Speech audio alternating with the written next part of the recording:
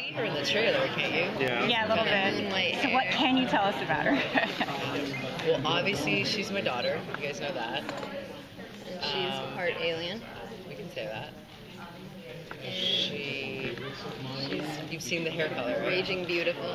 Raging beautiful Brit. Is she going to keep aging like 6 years every 2 weeks? Something like that. Yeah. Yes. I know. Kind of. Still going through that rapid growth. I know. spurt. I love when they're like, she's 6 and now she's gorgeous and 20, and you're her mom. Thanks, man.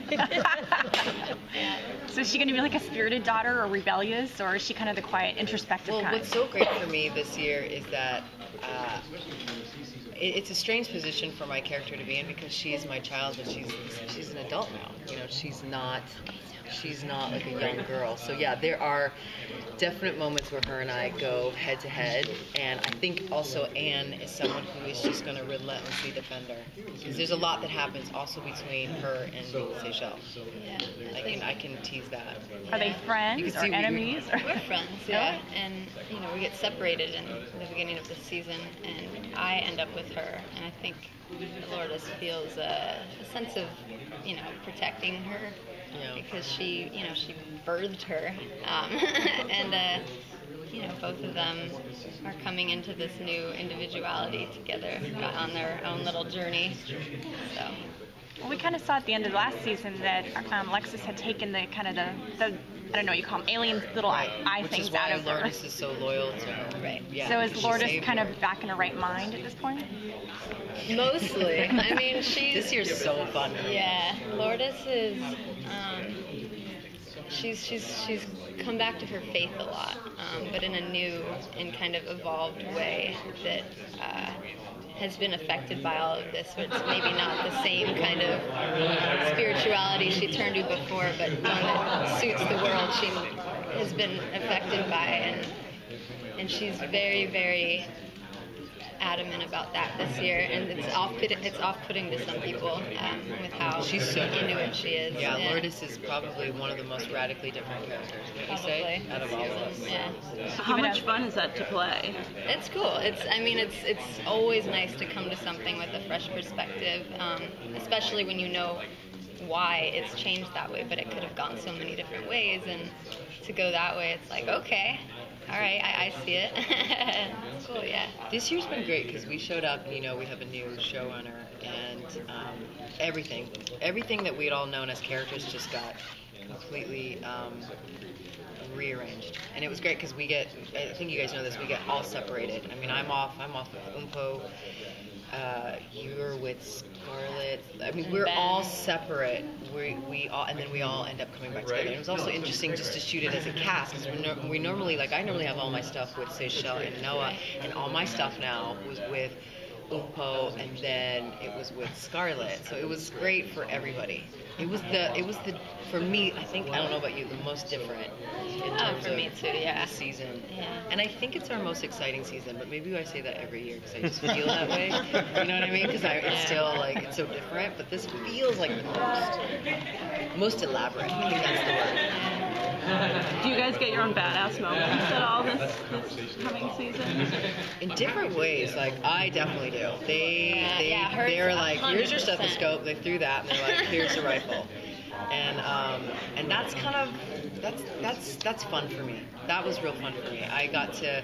Anne kind of comes into her own. She stops being sort of this, you know, middle of the road character and decides, okay, her anger sort of takes the lead.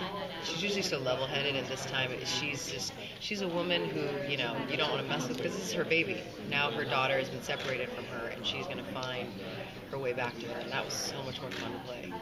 And how does Tom deal with that? With the It was so great because Noah and I, we got to get into some like serious relationship fights this year, you know, where you're like talking over each other and there's all this resentment and then you wake up, and it was good. It was probably the most dialogue I've had this year as well. And I got to be physical, and at some point I also got to be involved in the process of how we're going to take on a battle. I'm now one of his, I don't know, I'm one of his, not colleagues, but I'm right there with him. I'm no longer just his, you know, romantic partner. And you, how do we describe you? Oh, badass moments.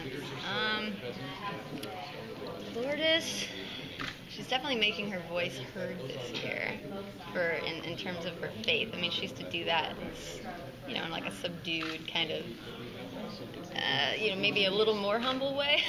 But this, she's so, enamored by what she's believing right now, and I think with some people she like kind of comes up to their face and is like, this is my way, or and that's the only way that I'm going to serve Rita. And we're not close this year. We're not close, and it creates a rift with Lourdes and some other characters, which is interesting too, and we bounce back from that, in its own way. There's a lot that happens with Lourdes this year. You can tell we're sort of dancing around it. Yeah. But we don't know what we can say, so we don't want to get in trouble. Right. We're like children. Yeah. We don't want to get in trouble with other parents.